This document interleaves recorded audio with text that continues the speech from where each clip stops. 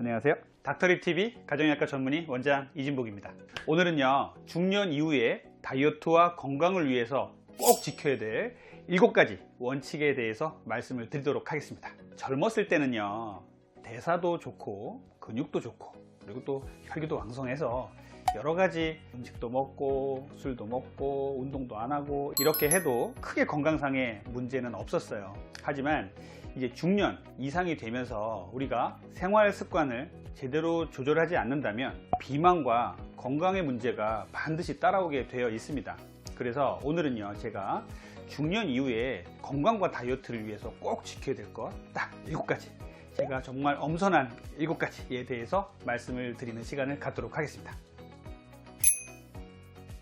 자, 그러면 그 7가지 중에 첫 번째 먼저 알아볼게요. 자, 중년 이후에 우리가 반드시 끊어내야 될 첫 번째는요, 정제 탄수화물이에요. 정제 탄수화물의 폐해는 뭐 제가 제 유튜브에서 너무너무 말씀을 많이 드려서 정말 귀가 따가울 정도시죠. 우리 조상님들처럼 과거에 우리가 백미를 고봉밥으로 먹는다든지 흰빵을 아주 맛있게 먹는다든지 그리고 떡이나 과자, 면 같은 것들을 많이 먹는 것들이 크게 문제가 되지 않았던 적이 있었어요. 실제로 그때는 이 정제된 탄수화물이 그렇게 많지 않았던 때였기 때문이죠. 하지만 요즘은요, 도처에 널려 있는 것이 정제된 탄수화물들입니다. 정제된 탄수화물은 도정을 아주 잘하고 갈아낸 이런 탄수화물들을 말하죠. 빵, 떡, 면, 과자, 백미, 그리고 뭐 액상, 과당 이런 것들이 여기에 속하는데요. 이런 정제된 탄수화물들은요, 우리 몸에 들어오면 급격하게 혈중에 혈당을 올리고요, 이 혈당을 끌어내리기 위해서 또 인슐린이 나와서 이 끌어내리는 과정 속에서 우리 몸에 지방을 차곡차곡 축적시킨다는 데 그 문제가 있습니다. 이때 나오는 인슐린은요, 주로 내장 비만을 축적시키는 것으로 돼 있고, 잘 아시다시피 내장 비만은 피와 지방과는 달리 건강상의 문제를 일으키기 때문에 이 중년 이후에는요, 이 정제 탄수화물을 줄이는 게 가장 중요합니다. 젊었을 때 라면 좋아하고요, 고봉밥으로 백미를 많이 먹고 흰 빵을 먹어도 건강상의 문제가 없었어요. 피검사를 해봐도 문제가 없었어요. 그런데 중년이 넘어가니까, 40대가 넘어가니까 하나씩 문제가 생기고 건강검진에서도 자꾸 지적을 받아요. 당뇨 전 단계에 왔습니다, 고지혈증의 경계선에 와 있습니다, 지방간이 와 있습니다, 이런 얘기들을 많이 듣죠. 그래서 이렇게 우리가 정제된 탄수화물을 중년 이후에도 절제하지 못하고 계속 먹는 습관을 가져가신다면 건강과 다이어트를 한꺼번에 망치는 아주 나쁜 습관이 될 수 있어요. 그래서 중년이 되셨다면 이제 정제된 탄수화물은 헤어질 결심을 하셔야 됩니다. 그래서 점점 젊었을 때는 좀 먹었더라도 이제 그동안 고마웠다, 이제는 너와는 좀 멀어져야겠다, 이런 헤어질 결심을 꼭 해주셨으면 좋겠습니다. 두 번째 제가 말씀드리는 중년에서 피해야 될 것은요, 술과 담배예요. 술, 담배 뭐 젊었을 때 한 번씩들 유혹에 빠져서 해볼 수 있죠. 술은요, 우리 몸에 들어오면 우리 몸에서 독성으로 작용을 하기 때문에 같이 들어온 안주들을 분해하기보다는요, 술을 먼저 독성으로 인지해서 분해를 먼저 하려고 하기 때문에 술을 먹으면 분해되지 못한 탄수화물과 지방 이런 것들이 고스란히 우리 몸에 쌓이게 됩니다. 또 술은 밤에 먹게 되고요, 안주도 아주 맛난 것들로 먹게 되는 것이 문제가 되기 때문에 술은 젊었을 때는 내가 좀 술 좀 먹었다, 인간관계도 술과 함께하는 인간관계가 많아서 모임을 많이 했다 하더라도 이제는 술을 좀 절제하셔야 됩니다. 이제 40대 이상부터는요, 먹는 족족 술은 지방으로 간다고 생각하시면 돼요. 술은 중독성이 있죠. 뭐 담배도 마찬가지죠. 이런 중독성이 있는 술과 담배를 끌어내는 것은 정말 보통 의지로 가능한 것이 아닙니다. 정제 탄수화물을 끊는 것도 그렇지만 술, 담배 끊는 것도 상당히 어렵죠. 담배를 한번 보면요, 담배가 일부에서 담배를 피고 나서 음식을 먹으면 식욕이 떨어지는 것 같아서 담배를 피고 다이어트를 했다, 이런 얘기들 하는 분들도 계신데 정말 잘못된 상식이세요. 담배를 피면요, 일부 미각이 떨어질 수 있죠. 그렇지만 궁극적으로는요, 내장 지방을 유발할 수 있고요, 또 하나는 혈관 속에 들어가서 온갖 나쁜 짓을 다 하는 것이 이 담배입니다. 그래서 이 담배는요, 실제적으로는 다이어트에 아주 나쁜 역할을 하게 됩니다. 그래서 담배가 식욕을 떨어뜨린다, 이거 정말 낭설이에요. 그래서 담배를 피게 되면 장기적으로는 비만을 일으키고 다이어트를 망치고 건강을 망치게 되는 원인이 됩니다. 젊었을 때는 술과 담배 조금 했더라도 이제 40대가 넘어가시면요, 정말로 술과 담배와 이별을 하실 때가 되었습니다. 그래서 술은 정말 사회적으로 꼭 필요한 자리에 가서 한두 잔으로 끝내시고, 담배는 완전히 끊는 게 좋겠습니다.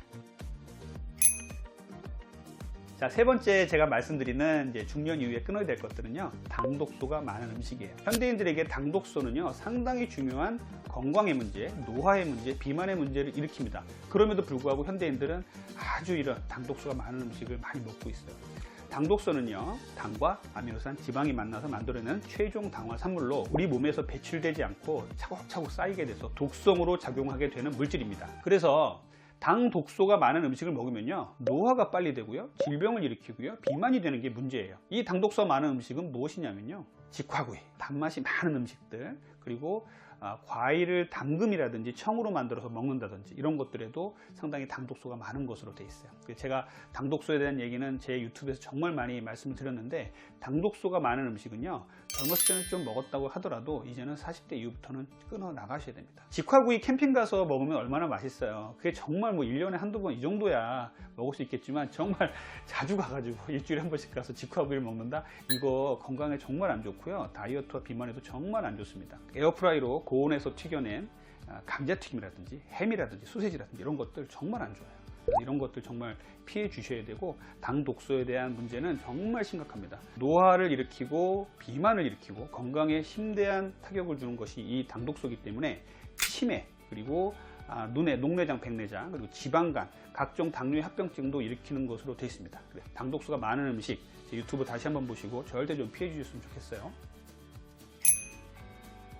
자, 네 번째 제가 중년이 돼서 꼭 끊어줬으면 좋겠다는 것은요, 의자병입니다. 의자병이 뭐죠? 의자왕이 걸린 병인가요? 이렇게 생각할 수도 있죠. 의자병은요, 움직이지 않는 습관이에요. 우리가 젊었을 때 조금 뭐 먹고 누워 있다가 잠이 들고 그럴 수도 있죠. 근데 이제는 중년에 들어서는요, 이렇게 의자에 누워서 식후에 아무것도 안 하고 의자에 누워서 누워 있다 잠이 들거나 이런 그 습관들은요, 정말 끊어내셔야 됩니다. 건강에 심대한 문제를 일으켜요. 우리가 음식을 먹으면요, 한 20분 정도 후부터는 혈당이 쫙 올라갑니다. 최고조에 오를 때까지 우리는 가만히 의자에서 쉬게 되죠. 의자에서 일어나서 운동을 하시게 되면요, 혈당이 올라가다가 멈춰요. 그래서 쭉 평형을 유지하다가 운동이 끝날 쯤 돼서 이제 떨어집니다. 제 유튜브 보신 분들 잘 아시겠지만, 운동을 하실 때 나는 별로 좋아하는 운동이 없어요, 이런 분들께는 제가 다이어트를 위해서 식후에 바로 걸으시라고 말씀드려요. 식사 직후에 걷는 것이 상당히 중요합니다. 식사 직후에는요, 우리가 식사를 한 20분 한다고 생각하시면요, 식사 직후부터 혈당이 오르기 시작한다고 보시면 돼요. 그러면 식사 직후부터 어슬렁어슬렁 걷기 시작해서 이제 배가 안 아프시다면 조금 더 속도를 내서 걸으시면 됩니다.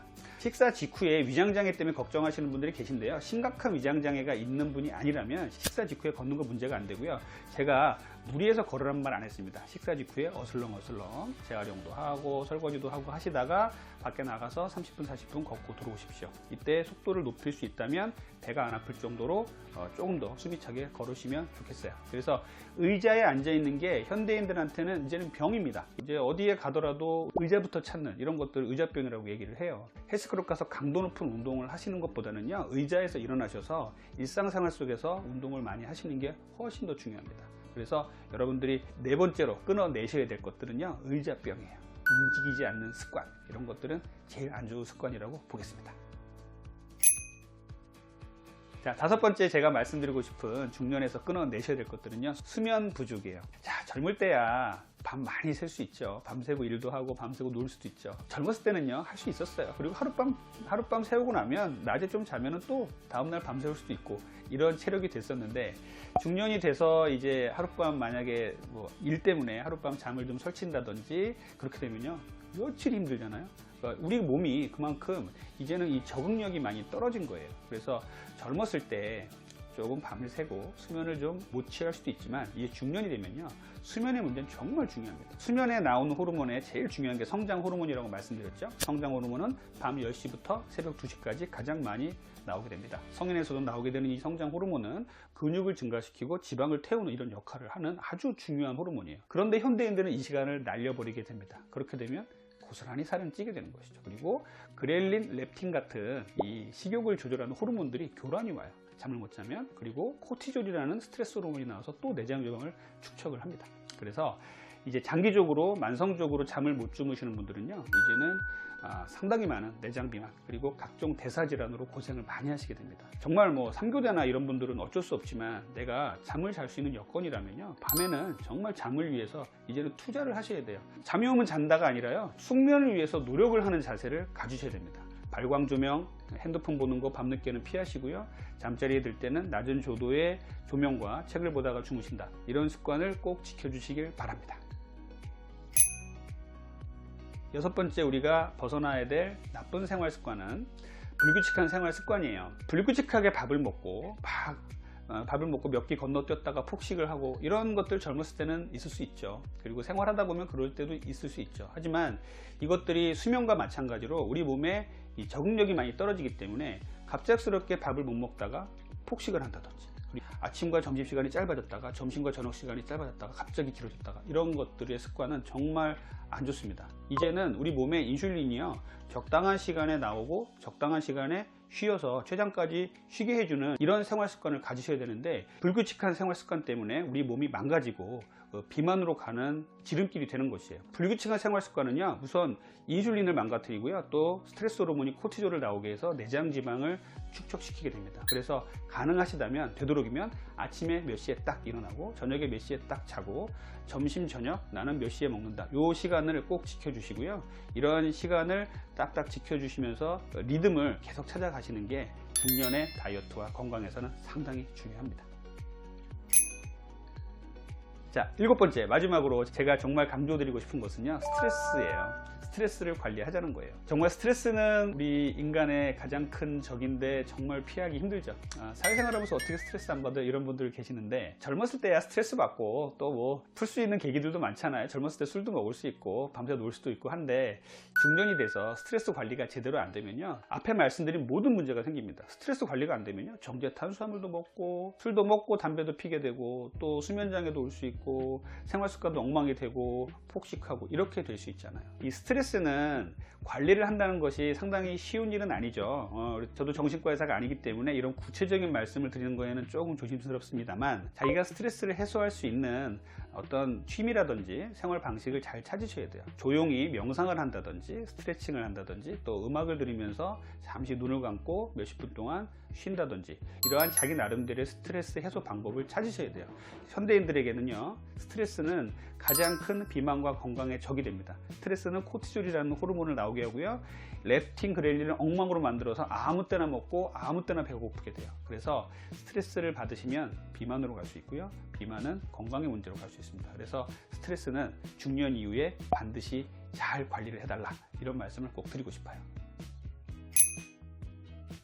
자, 오늘은 여러분들과 함께 중년 이후의 다이어트와 건강을 위해서 꼭 필요한 7가지 원칙에 대해서 말씀드렸어요. 이 7가지는요, 젊었을 때는 그래도 허용될 수 있지만 중년이 되면 꼭 이별할 준비를 하시고, 꼭 헤어질 결심을 하시고 이별을 반드시 해주셨으면 좋겠습니다. 그래야 여러분들이 중년 이후 노년까지도 건강과 그리고 다이어트를 잘 이룰 수 있는 생활 습관이 되실 겁니다. 이상 여러분들의 건강한 다이어트를 응원하는 닥터리TV 원장 이진복이었습니다. 감사합니다.